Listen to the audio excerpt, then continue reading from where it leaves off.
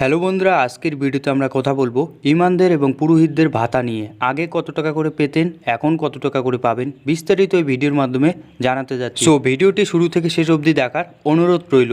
এতদিন ইমানরা 2,500 টাকা করে ভাতা পেতেন। তাদের এই ভাতার পরিমাণ 500 টাকা বৃদ্ধি করে এবার থেকে 3,000 টাকা করে দেওয়া হবে বলে জানানো হয়। অন্যদিকে মুয়াজ্জিনরা ভাতা পেয়ে থাকেন 1,000 টাকা করে। তাদেরও ভাতা 500 টাকা বৃদ্ধি করে 1,500 টাকা করে ঘোষণা করেন মুখ্যমন্ত্রী। আর এই সকল ইসলাম ধর্মাবলম্বীদের ভাতা বৃদ্ধি করার পাশাপাশি পুরোহিতদেরও 500 টাকা করে ভাতা বৃদ্ধি করে বলে ঘোষণা করেন তিনি। যেভাবে দিন দিন বাজারে জিনিসপত্রের দাম বৃদ্ধি পাচ্ছে তার দিকে তাকিয়ে পুরোহিত সংগঠনগুলির তরফ থেকে ভাতা 10,000 টাকা করার দাবি তোলা হয়েছিল, কিন্তু অর্থের টানাটানির মধ্যেই সেই আবেদন রাখা সম্ভবপর না হলেও 500 টাকা করে ভাতা বৃদ্ধি ঘোষণা করেন মমতা বন্দ্যোপাধ্যায়। স্বল্প পরিমাণ হলেও এই ভাতা বৃদ্ধি পাওয়ার ফলে কিছুটা হলেও হাসি ফুটছে পুরোহিতদেরও মুখে। পুরোহিতদের 1,000 টাকা করে ভাতা দেওয়া হতো, এবার থেকে সেই ভাতা বৃদ্ধি পেয়ে হচ্ছে 1,500 টাকা। মুখ্যমন্ত্রী মমতা বন্দ্যোপাধ্যায়ের ঘোষণা অনুযায়ী দুর্গাপূজার আগেই বর্ধিত এই ভাতা চালু করে দেওয়া হবে। এছাড়াও বিভিন্ন দিক থেকে দরিদ্র পুরোহিতদের আরও সাহায্য করা হয়ে থাকে, যেমন যাদের নিজস্ব বাড়ি নেই